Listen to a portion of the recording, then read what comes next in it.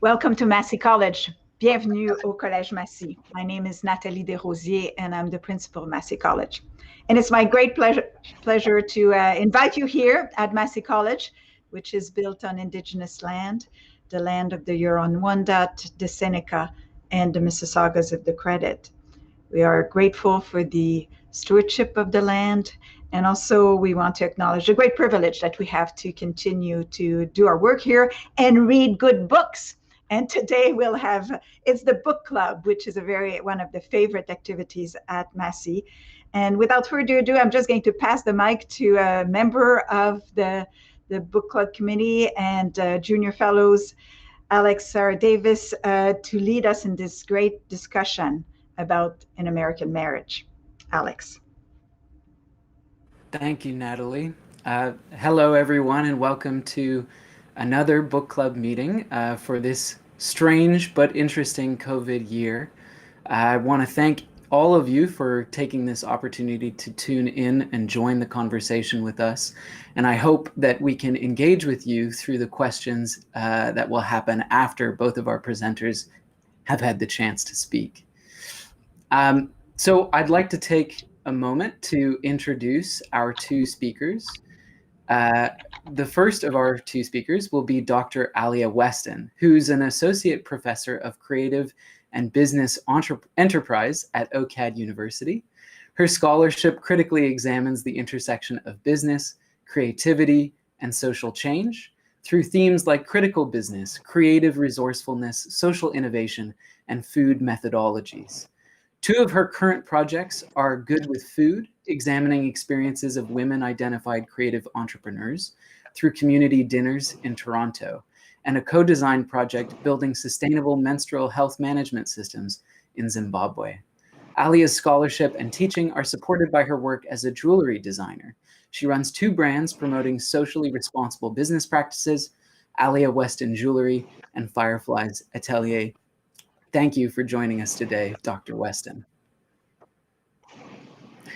And our second speaker for today is junior fellow Laina Southgate. Laina is a second-year PhD student in English literature. At the core of her research is an interest in the connection between literature and the development of national identity. Laina is currently researching Shakespeare adaptation and translation in Northern European countries during the national Romantic movement in the 19th century, with a focus on Finland. Laina completed her undergraduate degree with high distinction at the University of Toronto and her Shirk-funded MA at the University of British Columbia. Laina is also the associate production editor at Shakespeare Quarterly and a board member of Canadian Friends of Finland. Thank you for joining us today, Laina. So without further ado, we will be getting into the event now. And the way that we've structured this event is that we'll have a short presentation by Dr. Weston, a short presentation by Laina, and then we will begin our conversation, and hopefully you will all join in through questions. So that's it from me. Thank you very much to all of you for tuning in. And let's get started. Dr. Weston. Hi, everyone. I'm really glad to be here with all of you today. So I'm wishing you all a beautiful afternoon or evening, wherever you may be. So I just want to quickly say thank you to Alex for your kind introduction and the invitation to contribute to this event. I'm really excited to be here and to be participating along with yourself and Laina. So the book review, wow. All I can say to start off with is what a book. You know, when Alex first asked me to join today's discussion, I initially wondered how, like, as a scholar of, business, creativity, and social change, I might relate to the themes in the book around marriage and social injustice. But the more I looked into it, I realized that there were so many themes that I could relate to. And it really turns out that there were far more compelling connections to my real life than there were to my research. So that's the route that I followed when I explored the book and thought about what I would share today with you.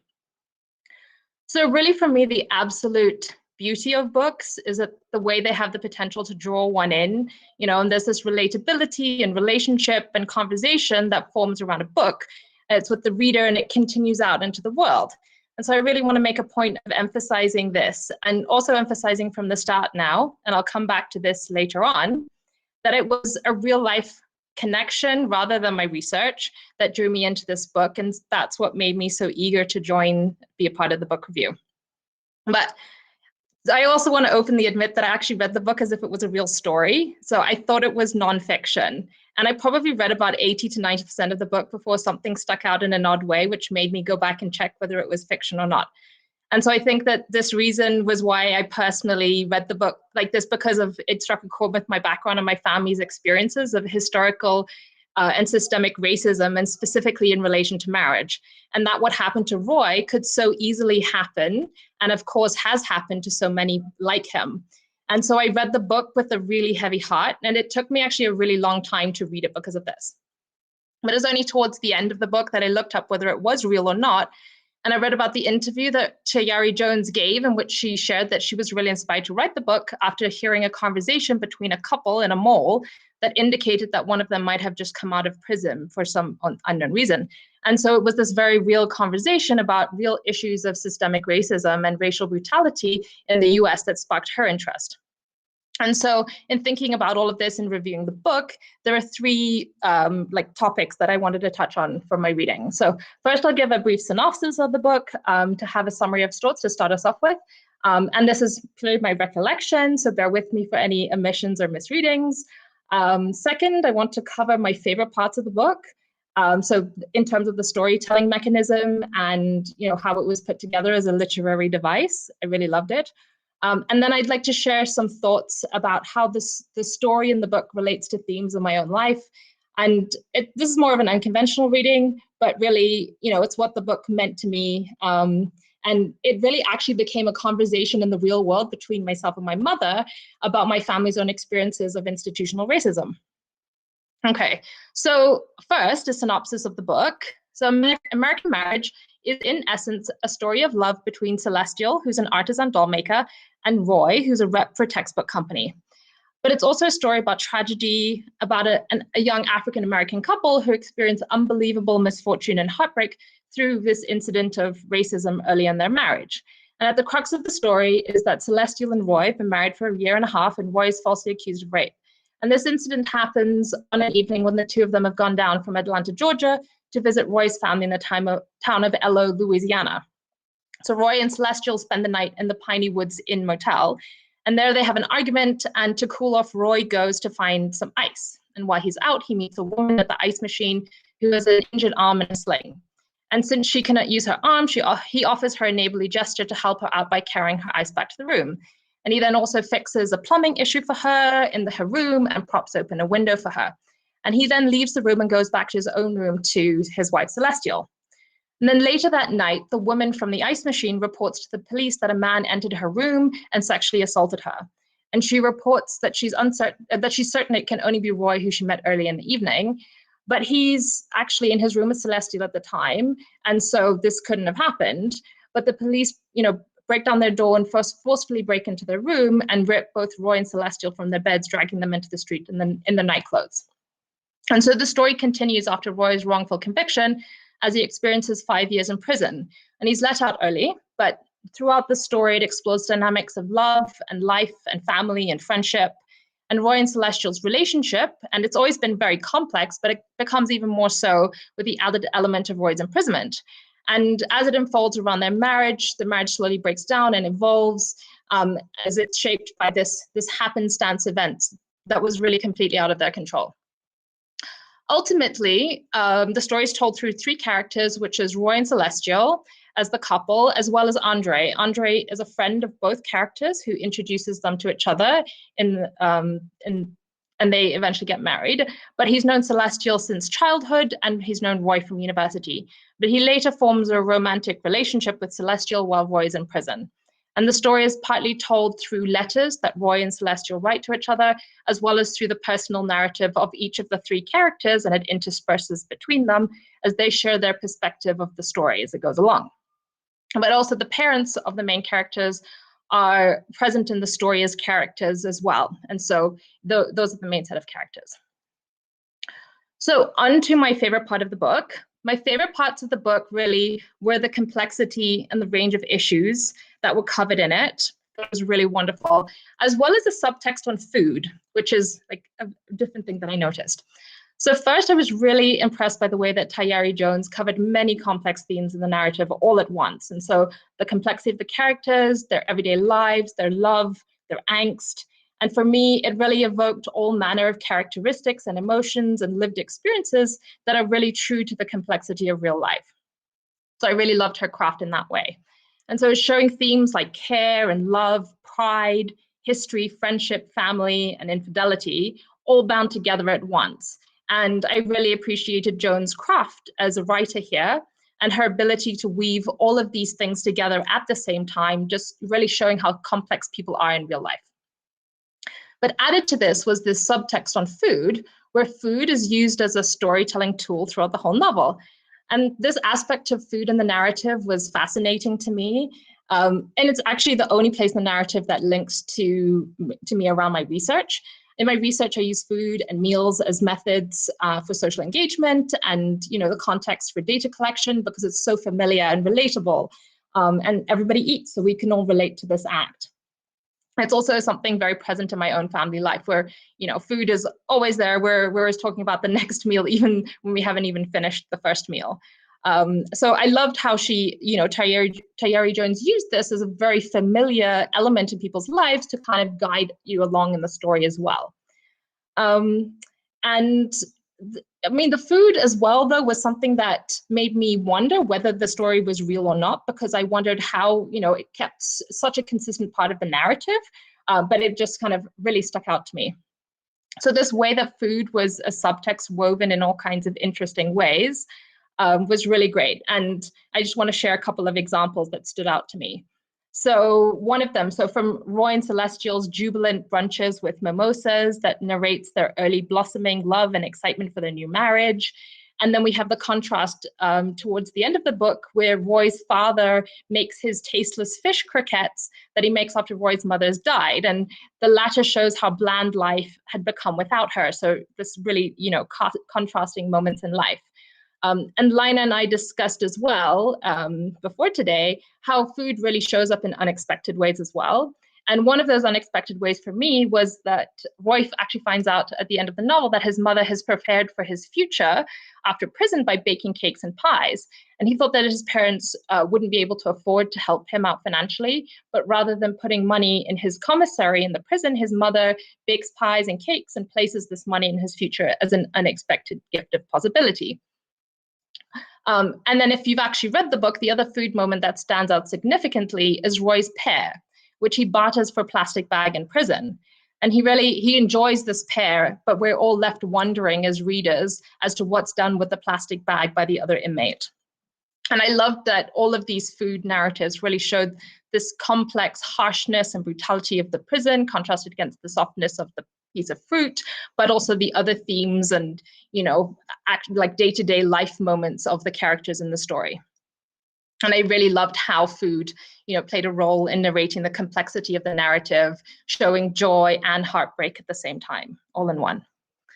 So that was my favorite part of the book. But I also wanted to touch on another aspect of the book. And so my personal relationship was with it. It actually became very personal to me. Because I had this subsequent conversation with my mom, and really the book kind of became a real life event. And so it really ignited a very real conversation with my mom about issues of systemic racism in South Africa. And because she'd asked me, what are you doing and reading? And it was for this club. And so I shared the story with her. And I shared partly to have a conversation with her and also partly as a way for me to voice the heaviness, because the book was quite heavy for me, that I was feeling from reading it. And so just as a brief context to the conversation with my mom, so I'm half South African and half British, and I was born and raised in Zimbabwe. My mom grew up in apartheid South Africa where racial segregation was rife and where segregation laws were put in place in the late 1940s to keep white people and non-white people apart. And so people were categorized into different races where you had white or black or colored. And I'm from a little known mixed heritage Creole community called Cape Malay, where at least one or possibly some of my ancestors were brought as slaves from Indonesia. So my family history, very mixed and categorized into this mixed race category of colored people. So really, the heartbreak and the frailty of lives in society in ways that relate to historical oppression and racism in the USA is something that I can definitely relate to in my own family history, which is why it kind of became very personal for me to read this book. So the following are some of the things that my mom and I spoke about. Some of these things I knew, some I didn't know, some I was present for but have no recollection of. But I wanted to share parts of the conversation because they became a very real and material part of the book and the story and the review and how it came together in my life. So one of the things that struck me in the story was the way that arbitrary events can change the course of a life. And in the story of Roy's incarceration, I see it as an arbitrary experience of helping out a neighbor through which he becomes incarcerated and is sent to prison. So it really struck me how other such arbitrary judgments can determine the course of lives. So my mom and I were talking about this, and we talked about stories of ways that the government in South Africa would use arbitrary methods to racially categorize people. So for example, they'd use a pencil test to check how white you were or non-white you were. And so they'd basically stick a pencil in your hair, and if it stayed in your hair, as it would in mine, you weren't white, and if it fell out, you were white. And so my mom, we were talking about this test, and she talked about how families she knew had grown up separated from each other, from living in different parts of town because they were categorized as different races by this kind of nonsense test. Another area that stuck out to me as really as the title. So it's an American marriage, and marriage is the word that stood out. It immediately made me think of my own parents, who have a very interesting story that connects love and race and marriage in South Africa. So marriage is a whole complex set of relations in itself, right? And adding systemic racism and incarceration to the issue in the story of Roy and Celestial really shows how challenging and fragile a marriage is. And so in South Africa, in a way that relates to this, in 1950, the miscegenation laws made it illegal for people of different races to marry. And so for my parents, my dad British and my mom South African, it was essentially illegal for them to be married.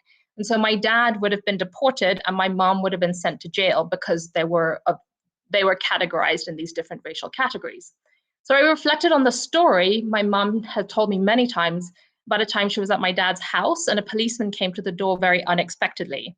And she had to pretend that she worked for my father so the police wouldn't notice that she was there and she wouldn't go to prison. So ultimately, my parents did get married. They got married in secret and they left the country and came to Zimbabwe, and I was born here. But while prison never came materially into the situation for my mom, it was a very real prospect that could have happened as quickly and as unexpectedly as it did in the story for Roy. And so that really stood out to me in a very big way. And then the third topic that we discussed was this ever-present subtext of, racism, even if these are not so striking events, but it's always there. And it'll always follow you around wherever you go. And so there's a theme in the story in that Celestial's father is an inventor who does very well for himself, and he moves to a different neighborhood. But he continually reminds her, Celestial, that she has a different life because of this. And it really, the story contrasts Roy's life and Celestial's life in many ways. And it shows how you can move away, but the issues still present in society would still be there, ever present, kind of following you around. My mom and I discussed this aspect of moving away in relation to a family holiday that I don't even remember because I was too young. And so after my parents left South Africa, they were resident in another country abroad, it technically became, it was no longer illegal for them to be in South Africa together. And so we went on this family holiday to Durban. And, we were still in a context of illegality because South Africa only became independent in 1994. And so we're on this holiday and in Durban, and my father's in the playground with myself and my siblings, his brown children. And my dad tells me that this man looks over at him knowingly with raised eyes and goes, I see they all have brown eyes. And it's that same holiday that my mom tells me that, it might even have been the same day that we were all walking down the street and we were walking on a pavement, the house that we were staying, and a woman was spraying the sidewalk to literally cleanse our presence off the sidewalk because, that visually it was just too much to be seen on the sidewalk. And so it really, I share all of these things because the book review became a real life event and a real life conversation, and it became a thing in my life. And this conversation with my mom is so interesting to me because we've continued to converse about some of these histories, even after we talked about the book, without even really realizing it as well. So it really continued. And so really, at the end of the review, I'm really left reflecting on the fascinating power of books that I introduced at the start, where, the absolute beauty that I see in this particular book by Tayari Jones, An American Marriage, is the way that it had the power to draw me in to a story, and then that the story continued out into the world and became something, ever present, real in the world. And thank you so much for your time.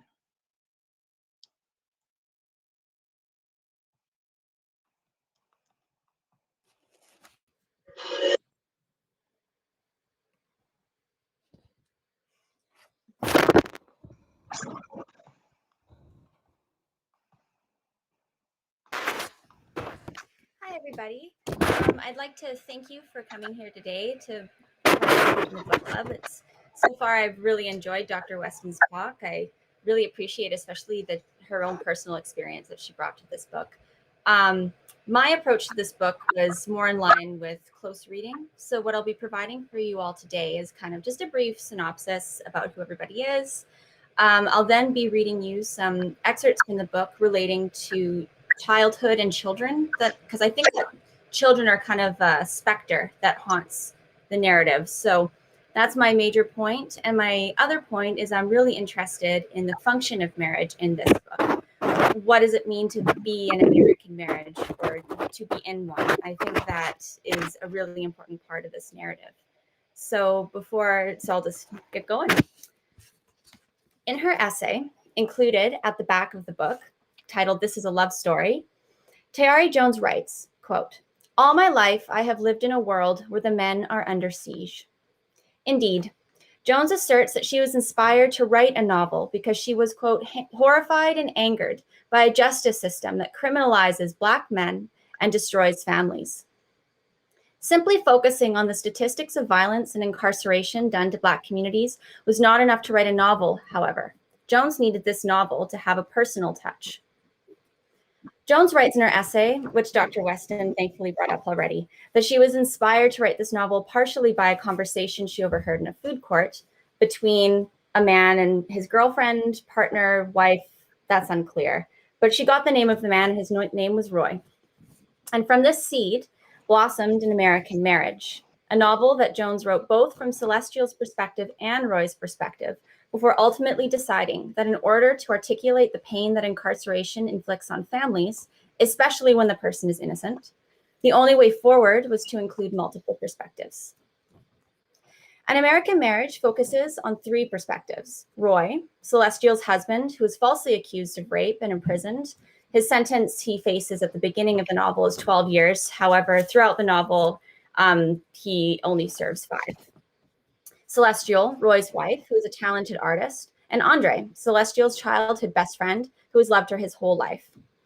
The mingling of these three stories raises important questions about familial ties and duty. Does Roy's suffering at the hands of the criminal justice system entitle him to Celestial's fealty, even at the cost of her happiness? Is it wrong that Celestial finds waiting for Roy in prison difficult and she desires to move on and live her own life? Should Andre not pursue Celestial out of respect for Roy's prior claim? What does marriage mean under these circumstances if everything is stripped away and all that is left is obligation? Who is to blame, writes Jones, when everyone is innocent? And what is the value of blame at all? This novel, according to Jones, is ultimately a story of human survival. In order for Roy to survive, he clings to his marriage as an emblem of his life before prison. And in order for Celestial to survive, she must forego that same emblem and begin life anew with a new partner. Stephanie Powell-Watts writes in her review of the novel for the New York Times that Celestial and Roy are, quote, "in love, educated, middle-class members of the post-integration African-American generation." They are decidedly upwardly mobile and unconcerned with issues of racial uplift and representation, though they have been chaptered and versed by their parents in the language of oppression. I would contend that rather than being unconcerned with issues of racial oppression, Celestial and Roy are purposeful in their approach to such topics. For example, when thinking about how he will raise his future children, Roy says, quote, "Part of my plan was to never one time mention picking cotton. My parents always talked about either real cotton or the idea of it. White people says it beats digging a ditch. Black people say it beats picking cotton.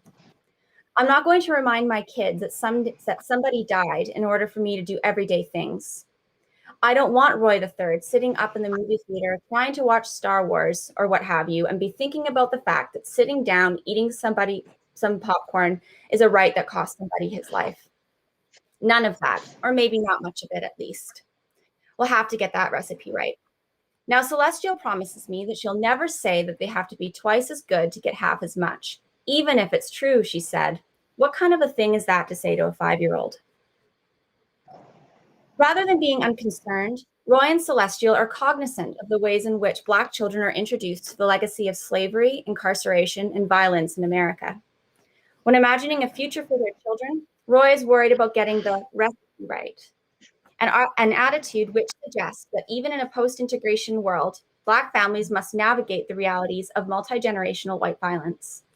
Even the choice of not telling their children something is, in of itself, a choice stemming from concern. Children haunt an American marriage. The choice to have them is one that Celestial and Roy discuss at various points in the novel. Roy is enthusiastic at the prospect, Celestial less so. The night that Roy is falsely accused, he and Celestial get into an argument, after which they have make-up sex. Told from Celestial's perspective, the following is the glimpse into Celestial's attitudes towards having children. "Did I want a child? Did I lie in bed that night imagining an eager clump of cells dividing and then dividing again until I was somebody's mother and Roy was somebody's daddy and Big Roy Olive, my parents, were somebody's grandparents? I did wonder what was going on inside my body, but I won't say what I hope for. Is motherhood really optional when you're a perfectly normal woman married to a perfectly normal man?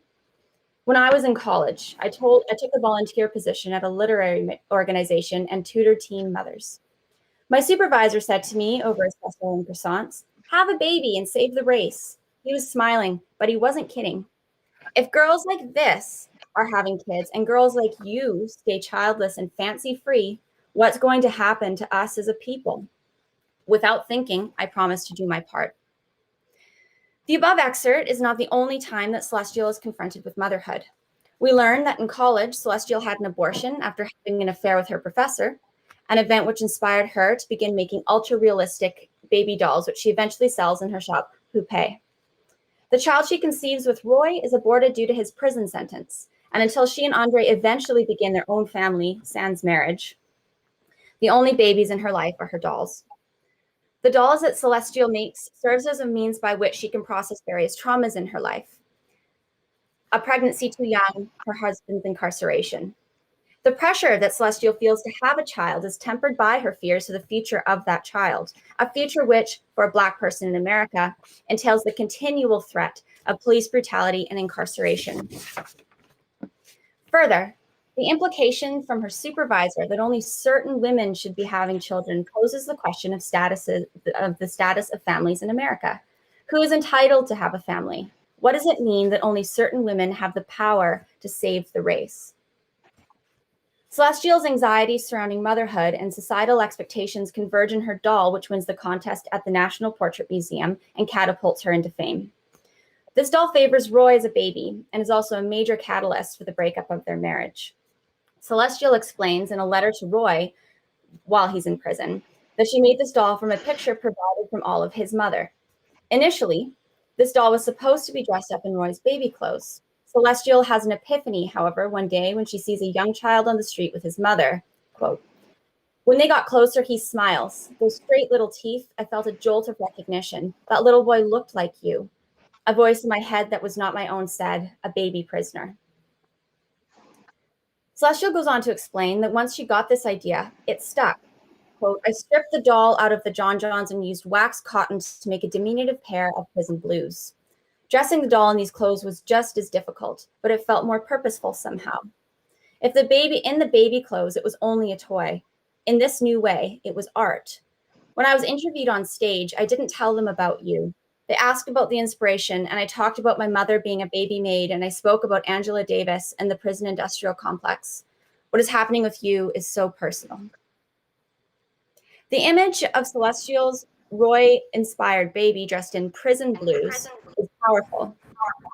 Not only does it speak to the innocence of Roy, he, like the child on the street, is innocent of any crime, but it ultimately speaks to the larger theme of the ways in which the justice system disproportionately incarcerates Black men.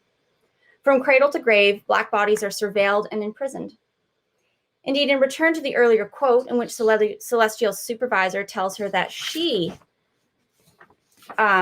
is a kind of Black woman that should have children, whereas teen mothers or mothers below the poverty line should not be having children, is proven to be false. Money, education, and position are not enough to protect Roy. Even educated and wealthy people like Celestial and Roy are at the mercy of the state. Celestial feels this injustice because she writes to Roy, "I'm bringing this up because I know that things like this happen to people, but by people, I didn't mean us." Having children for Celestial is therefore an ethical issue rather than a class or monetary one. Is it safe to bring a Black child into this world when there's a risk that that child will end up in prison blues? By way of a conclusion, I would like to turn to Andre's rumination on marriage. While Roy is in prison, 5 years pass, and Andre and Celestial fall in love. Andre wants to propose to Celestial and buys her a ruby engagement ring. He is not certain that Celestial will agree to marry him. To buy it, I walked out on faith because Celestial says she doesn't believe in marriage anymore. Till death do us part is unreasonable, a recipe for failure. I asked her, "So what do you believe in?" She said, "I believe in communion. As for me, I'm modern and traditional at the same time. I too believe in intimacy. Who doesn't? But I also believe in commitment. Marriage is, as she says, a particular institution. My parents' divorce made it clear what kinds of raw deals are brokered at the altar. But right now, in America, marriage is the closest thing to what I want." That final line, "In America, marriage is the closest thing to what I want," is ambiguous. Andre has not stated that marriage is exactly what he wants, only that it's the closest option. Indeed, later on, Andre entreats Celestial to marry him. "I want to get married, make everything legit, above board." Perhaps the core of Andre's desire, and more broadly the function of marriage in an American marriage, can be found with the word legitimacy.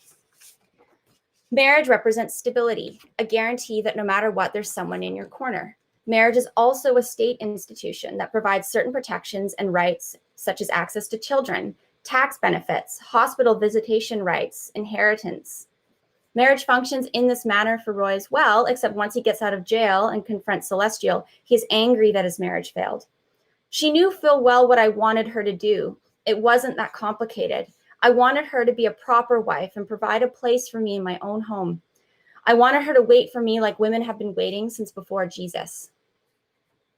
Roy wants Celestial, and by extension his marriage, to provide a place for him. Despite Big Roy, his father's, lamentations that young people don't respect the institution anymore, the protections promised by marriage were powerless to save Roy from jail, and instead became a prison for Celestial. An American Marriage, therefore, is a novel that is very concerned with state power. Marriage and prison are state institutions in America, and while marriage has the promise of stability and protection, prison is a looming threat that no amount of marriage vows and children can push away. To return to Jones's first sentence in her essay and the first sentence of this presentation, "All my life I have lived in a world where the men are under siege." Thank you. Laina, for that great presentation and for the way that you've drawn attention to the essay that was at the back of your edition of the book, but wasn't at the back of my edition, and I had to look it up. And thank you also to Dr. Weston, who gave a wonderful presentation. I'm sorry I couldn't thank you better. I was muted. But now's the time in the book club where we usually start the conversation. So to start us off, I think one of the most interesting aspects of the essay that features at some editions, at the back of some editions of the novel, is the way that Tayari Jones describes having rewritten the book multiple times through multiple drafts, which is what leads to this story told through multiple perspectives.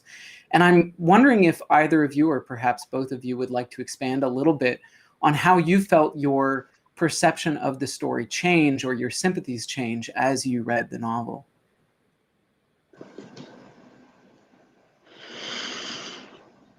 I think for me, at certain times it's kind of, I think there's a lot of ethical questions kind of at stake in each of these narratives. So you have, of course, we're sympathetic with Roy because he didn't do it and he's in jail. And then when you're reading Roy's perspective, you really feel, why can't Celestial just wait for him? He's doing all he can. He's in jail. This is so frustrating. Andre is the worst. But then you read Celestial's perspective. And this waiting and this feeling like her life is on hold is something that I think is really powerful to read. And I think her perspective kind of adds this layer of this violence that is just done to families when somebody is taken away and imprisoned. And then you read Andre's perspective. And what he brings to the table is kind of a fresh start. This old friend that you knew all along, and it's this love that was always meant to be. It's kind of this I think he brings the romance to the novel a little bit. And it's really difficult to hate him too. So I think for me at least, the intertwining of the three narratives really shows that kind of black and white ethical decisions when there's a trauma like this don't really work, because everybody has their own motives and sympathies. And you only get that from the three perspectives, I think. Yeah, I really agree with Laina about that. And, you know, when she first started writing, she started with just Celestial's. Was it just Celestial's perspective? So it was a wholly kind of one-sided perspective. And she said she gave it out to be read by some people to give her feedback, and they commented on that. And so then she went and added these other narratives as well.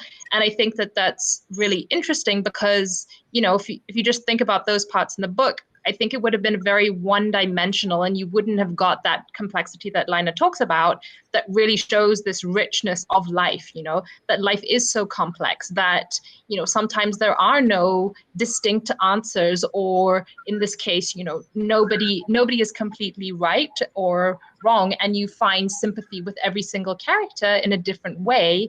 And I think that intertwining of different narratives, and the parents' narratives as well, you know, they're there present, less so than the three characters, but interwoven into all of the different stories. It really does help to tell a very rich and complex story. And I think it's a great strength of the book that it was told through different lenses. Yeah, absolutely. I tend to agree with what you're saying because one of the interesting parts of that essay was the way that she described the story being told from Roy's perspective only as being too easy of a story to tell. A story that seemingly hit all the right notes, but almost was too obvious.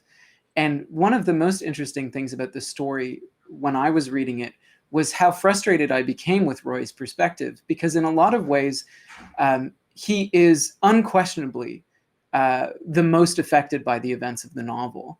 And in other ways, he perpetuates a lot of these kind of systems of violence in his relations with the other, with the other characters. And it's difficult to read the novel for many different reasons at many different stages as the novel unfolds.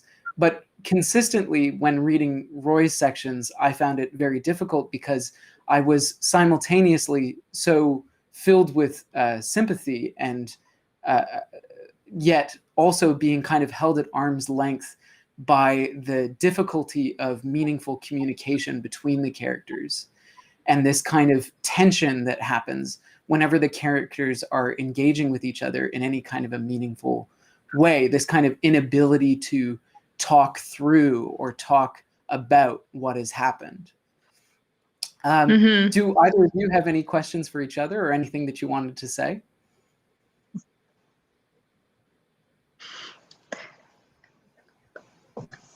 I don't think I have any questions from Laina. I'd love to hear if the audience has any questions. But Laina, do you have any questions for me before we carry on with audience questions? Oh, I loved your presentation. So I'd love to hear the audience too. Yeah, while we wait for some audience questions, I do have some questions here from the other book committee members, book club committee members. One of them was from Miriam Hurd-Younger, who says, forgiveness is an important theme in the book. At the end, there are many moments of acceptance and of not holding things against people. What do you think the book helps us to understand about the power of forgiveness? And does this individual or interpersonal forgiveness in the book also help us to think about society's need to reconcile?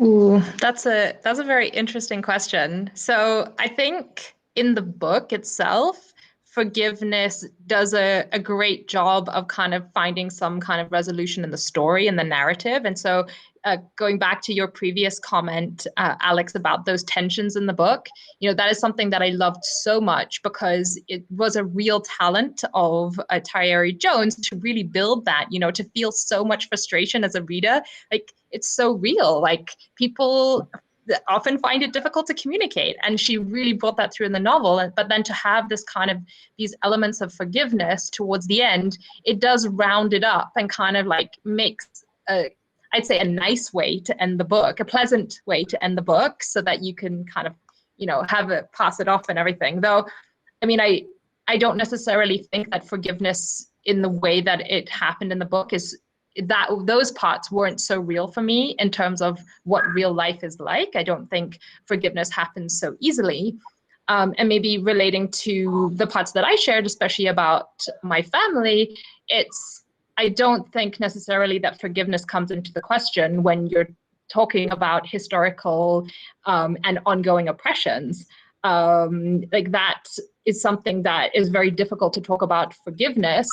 But I think actually talking about it in the way that I did with my mom, for example, was a way to find some kind of maybe resolution of like how I felt about the book, or how these kinds of things that happened in my family's life have happened there. It's hard to talk about forgiveness in that context, in a real life context for me, but as a tool in the book, I think it works well to end off the novel. I think for me, when I think about kind of how forgiveness functions in the novel, it reminds me of one of the final scenes when Roy goes to Celestial's house, and then he is just desperately trying to get back together. And then he just asks her, just ask me if it's okay, or just tell me what you did, because he knows that she was with Andre the whole time. So, and he said, and so I can say yes. And what he means by that is, if you just tell me everything that you did in the years that have gone by, I will forgive you. I'll give you a blanket. I'll give you a clean slate, essentially. And she doesn't say anything. So for me, I think the idea, you just say yes, well, I think that's also kind of evocative of what you do when you're at the marriage altar. You're asking somebody a question, and then they say yes, or they say no.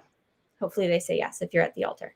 But so I think that might be also another way to get into, how does marriage and forgiveness, how do they work together in the novel? Well, is marriage supposed to be a blanket forgiveness, a blanket, everything's okay? Because in the novel, it doesn't work that way.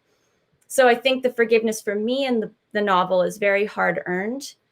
And even at the end, Roy and Celestial do have to go their separate ways. So their forgiveness also has to be kind of tempered by space.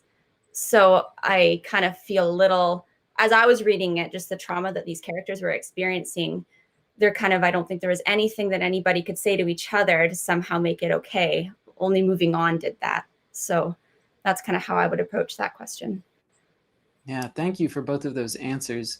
I think going back to what both of you have brought up, one of the interesting things about forgiveness in the novel is, for all of the ways that it seems to work in the final pages, in that last epistolary section where we're reading the letters between the characters, there are many moments where there is no forgiveness, where forgiveness just isn't possible between the characters, or where characters misunderstand the opportunity to ask for and receive forgiveness.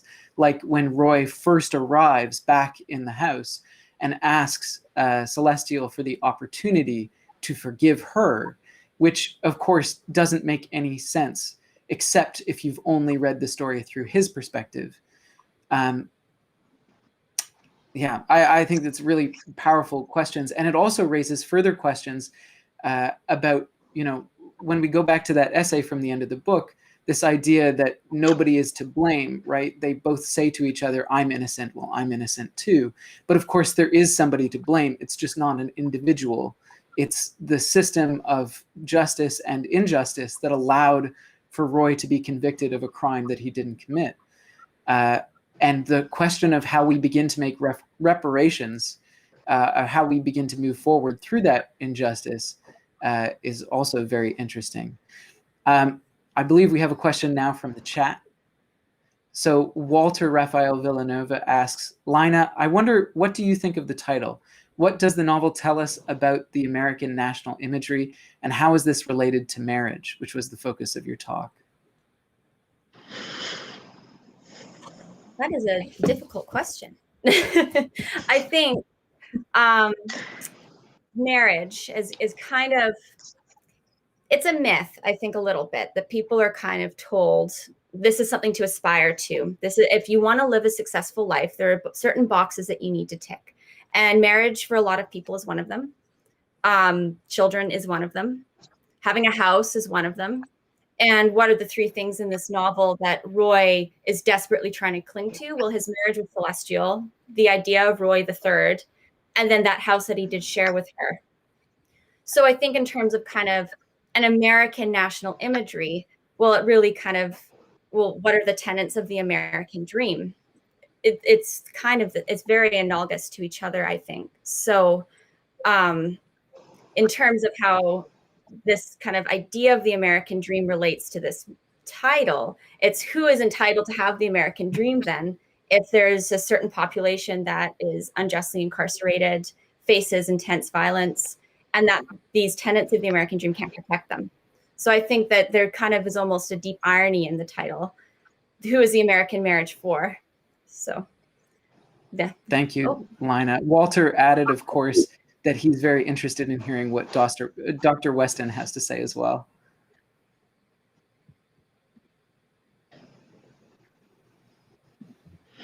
Can you repeat the question again for me, Alex, please? Yeah, it was, what does the novel tell us about the American national imagery, and how is this related to marriage? And what do you think about the novel's title? Yeah, I agree with Laina. This is a really interesting question. So, I went, like I talked about at the beginning when I shared my book review, I went into the story just, an American Marriage. It seemed very kind of like an easy read. This is going to be, what is this going to be like? It's just going to be about an everyday event that people, many people experience marriage. And so I think the title, in a sense, is very optimistic, much more so than when you actually get into the book and you read about what the themes and the issues and the circumstances that are being portrayed in the book. And it does show how, after this long narrative, how complex even something, like marriage is. And I spoke about that as well, the complexity, and that it's something to do with people who are relating to each other. And I think that complexity really gets shown through the book. So I found that actually the comment on the title very interesting, because it seems so kind of simple, yet then the book kind of gives this context of very, very rich complexity of real life and marriage, and how it doesn't really go as directly and straight as you think.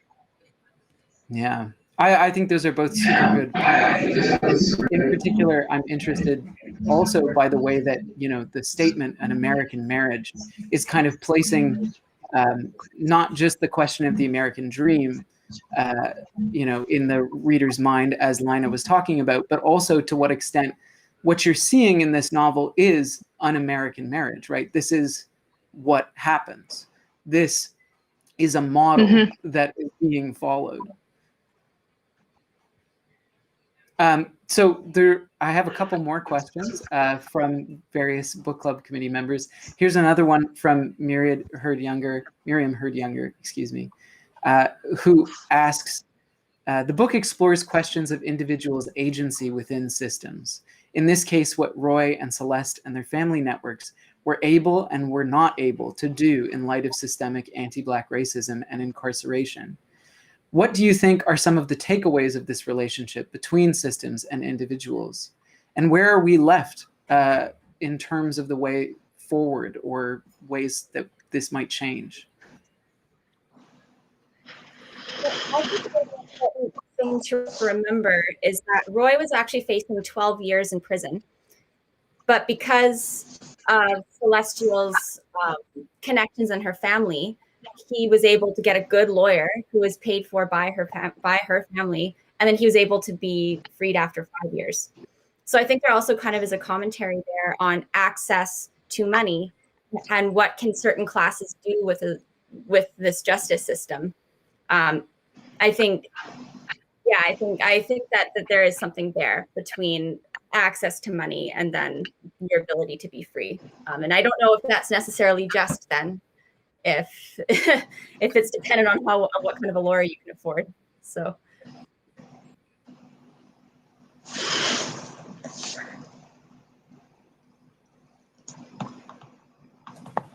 Did you want to add anything? Hello? Dr. Weston? Sorry, it blanked out. Okay. Yeah, so what I was thinking about that question is that, Laina and I were discussing beforehand about these ideas of entrapment and agency and who has them in different parts of their life. The idea of marriage as entrapment or agency, whatever way you might see that, or institutions like, how the state forces things on you as well. And so I think that your commentary about that is really interesting, Laina. And that idea of how money might give you agency. When I think about it from my own context and thinking about like institutional racism in South Africa, it's kind of, I wonder if, where does money actually play a role in that? And so the example that stands out for me when I think about that question is the pencil test, right? And, what kind of agency do you have in that? Money can't buy you that kind of agency. But actually some people did find that a very useful kind of agency to use the tools that were imposed on them to kind of find a way out of the difficulties that they had. So I think the idea of entrapment and agency becomes very complicated in terms of, who has the ability to find their way out of an imposed situation. We thank you for those. We had another question in the chat that was just about a minor detail of the plot, which was about whether or not anything happens to the woman who makes the allegations against Roy. And I believe, from what I can recall of the novel, the answer is, every character believes that something did happen to her, but that she was simply wrong in her conviction that it was Roy who did it. And she doesn't make any kind of follow-up appearances in the novel. Yeah, that's a really interesting question. Sorry, go ahead, I think because one of the things, there's a bit of a jump. I was saying, I think that's a really interesting comment because at the end of the book, you read, there's some questions at the end, and it talks about how actually no race is given to that woman. And the question is asked of you, when you imagine that woman, what did you see in your imagination? And so who is this woman, and did something, what happens? We don't have any questions to that. And so I think that's a really interesting space to talk about. Sorry, I'll hand it back to you. No, I think you're absolutely right to bring that up. One of the most interesting aspects of that whole exchange is that we don't know for certain who this person is, and she doesn't really figure into the novel as any kind of a lasting presence, despite the huge impact that she has on the lives of all of the characters. Just to add on to something that we've been talking about, it is interesting that, you know, despite all of the resources that the families have access to in order to fight and appeal the decision that is made against Roy, he has to serve almost half of his sentence before the appeal can actually make it to a court where any of the characters seem to hope that the decision might be reversed. And it is interesting to think about, you know, all of the many ways that these particular characters could have not been so fortunate to have had that time or to have had the money to continue to pay a lawyer for all that time. I have another question here from Miriam. This one's directed towards Dr. Weston. Miriam says, I'd be very curious to hear Dr. Weston's reflections on Celeste's poupée/doll making business, the ways that creative pursuits can transform into a business and financial independence, and what you share publicly as an artist and what you don't. Because of course, Celeste didn't tell the public that her husband was in jail, and this causes quite a bit of friction between her and Roy. Mm-hmm. Yeah, I think it's interesting to bring that part up because I don't think any of us talked about Celestial, and really, well, you did talk a bit about it, Laina, but about her business and what that means in the context of her life and what she's grown out of that. I think part of that, I'd say that I think it's an interesting theme in the story that talks about, for me, how, you know, you can find resilience and creativity out of hardship. So it originates out of her experience of having an abortion. Yes, Dana, you did bring that up. So out of her experience of having an abortion, and then she builds this kind of very rich career of, you know, being a very successful creative entrepreneur. And she is very successful. She has her own business, her own shop. And so I think it does show in a very interesting way her resilience and how she really kind of tries to take control and have some kind of agency in her own life beyond what Laina referred to as that imprisonment of the circumstances that she couldn't really do anything about.